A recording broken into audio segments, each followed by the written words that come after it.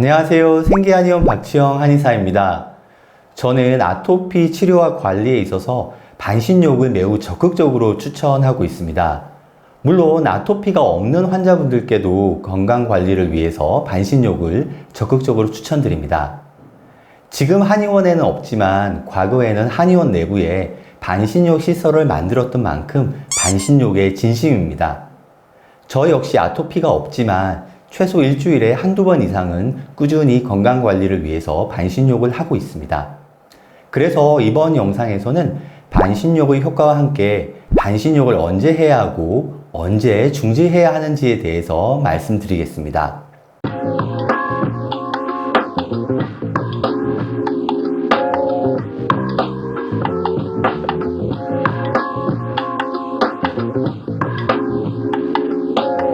한의학에는 두문행통, 복무열통이라는 유명한 문구가 있습니다. 문장을 문자 그대로 해석하면 머리는 시원하게 하면 아프지 않고 배는 따뜻하게 하면 아프지 않다라고 해석할 수 있겠습니다. 머리는 시원하게 관리하고 배는 따뜻하게 관리해야 한다는 의미입니다. 그리고 동의보감에는 두안조결이라는 표현이 있습니다. 머리는 차게, 발은 따뜻하게 관리하라는 의미입니다. 두안조결과 두문행통, 복무열통이라는 표현이 나온 이론적인 배경에는 수승화강과 상열하안이라는 내용이 있습니다. 수승화강은 생리적인 내용입니다. 반면에 상열하안은 병리적인 내용입니다. 수승화강에 문제가 생기면서 상열하안이라는 상황이 발생하는 것입니다. 수승화강은 시원한 물기운이 위로 올라가고 뜨거운 화기운은 아래로 내려간다는 의미입니다. 건강이란 수승화강이 원활하게 이루어지고 있는 상태로 해석할 수 있겠습니다. 그래서 수승화강은 현대 면역학적으로도 무척 면역이 안정된 상태를 의미한다고 할 수 있겠습니다.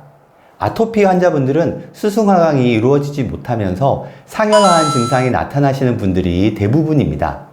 얼굴 쪽에서는 열감이 발생하고 가슴이 답답하고 손발과 복부는 차갑게 나타납니다. 이로 인해서 다양한 증상들이 발생하게 되는데요. 상열하안에 대해서 좀 더 자세하게 상열증과 하안증으로 나누어서 설명드리겠습니다. 상열증에는 두통, 어지럼증, 이명, 탈모, 가슴이 답답하거나 두근거리는 증상, 안면 홍조, 눈충혈, 안구 건조, 입마름, 구취, 구내염, 수면장애, 불면증 등이 해당됩니다. 하안증에는 생리통, 생리불순, 냉대화, 지렴, 정력감퇴, 수족냉증, 과민성 장증후군, 방광염, 요통, 디스크, 다리저림과 같은 증상들이 나타날 수 있습니다. 반신욕은 이러한 상열하안 증상을 개선해서 수승화강이 원활하게 이루어지도록 도와줍니다. 우리 인체의 체온은 36.5도입니다. 사람에 따라 미세하게 좀 더 높을 수도 있고 낮을 수도 있지만 대략 36도에서 37도 사이입니다. 반신욕은 37도와 40도의 체온보다 살짝 높은 온도의 물에 하반신을 담그는 목욕법입니다. 차가운 하체를 따뜻한 물에 담가서 데우면 하체 쪽의 온도가 상승하면서 혈관 확장이 이루어집니다. 이로 인해서 인체 전신의 순환이 더욱 원활하게 되는 것입니다. 자연계의 대류현상처럼 인체에서도 원활하게 대류현상이 펼쳐지게 되는 것입니다. 그리고 반신욕을 하면서 땀을 흘리게 되는데요. 우리 몸의 내부의 독소 및 노폐물이 땀으로 배출됩니다. 물론 심한 아토피 환자분들은 초기에는 땀이 잘 나지 않습니다. 그래서 땀을 흘리기 위해서 절대로 무리하게 반신욕을 해서는 안 됩니다. 땀은 반신욕의 목표가 아니라 결과가 되어야만 합니다. 혈액순환이 원활하지 않고 대사 기능이 떨어져 있는 아토피 환자분들께는 반신욕이 무척 도움이 됩니다. 다만 체력적으로 절대 무리가 되지 않도록 반신욕 횟수와 간격을 잘 조절해 주셔야 합니다. 물론 체력만 된다면 매일 자주 하시는 것을 추천드립니다. 그렇다고 모든 아토피 환자분들께 반신욕을 추천드리는 것은 아닙니다. 피부 장벽이 손상되어 있는 분들은 무척 조심하셔야 하는데요. 피부 장벽이 손상된 상태에서 물과의 접촉 시간이 길어지게 되면 피부에 자극이 될 수 있고 염증 반응이 더 악화될 수 있기 때문입니다. 특히 반신욕을 절대로 하시면 안 되는 3가지 경우에 대해서 말씀을 드리겠습니다.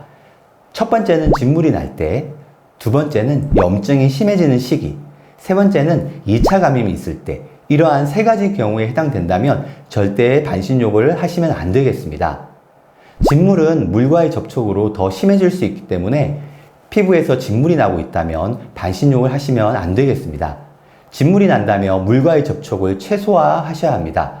가급적 샤워도 하지 않는 것이 좋습니다. 그리고 염증이 심해지는 시기에도 반신욕을 하시면 안 되겠습니다. 어느 정도가 염증이 심한 것인지 잘 가늠이 안 될 수도 있는데요. 제가 사진으로 설명드리겠습니다. 사진에서 보시는 정도의 증상은 염증이 심한 상태이기 때문에 현재 나의 증상이 이와 비슷하거나 더 심하다면 반신욕을 하셔서는 안 될 것입니다. 지금 보시는 사진에서 이 정도의 증상이라면 반신욕을 하시는 것도 괜찮습니다.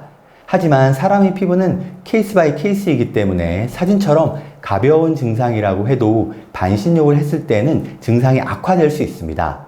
한두 번 반신욕을 해보시고 증상이 더 악화되는 느낌이 있다면 반신욕을 하지 않는 것이 좋습니다. 마지막으로 2차 감염이 발생했을 때도 반신욕을 권해드리지 않습니다. 2차 감염은 현재의 아토피 피부염 증상에서 세균이나 바이러스, 곰팡이균 등에 의해서 감염이 발생한 상태입니다. 2차 감염이 발생한 것 자체가 피부 장벽이 많이 무너져 있다는 것을 의미하기 때문에 물과의 장시간 접촉이 피부에 더 자극이 될 수 있기 때문입니다. 이번 영상에서는 반신욕에 대해서 설명을 드렸는데요. 다음 영상에서는 실제로 반신욕을 하는 방법에 대해서 설명드리겠습니다. 다음 영상도 기대해 주시면 좋겠습니다. 더 궁금하신 점은 아래 댓글로 남겨주시면 답변 드리겠습니다. 이 영상이 도움이 되셨다면 구독, 좋아요, 알림 설정 부탁드립니다. 시청해 주셔서 감사합니다.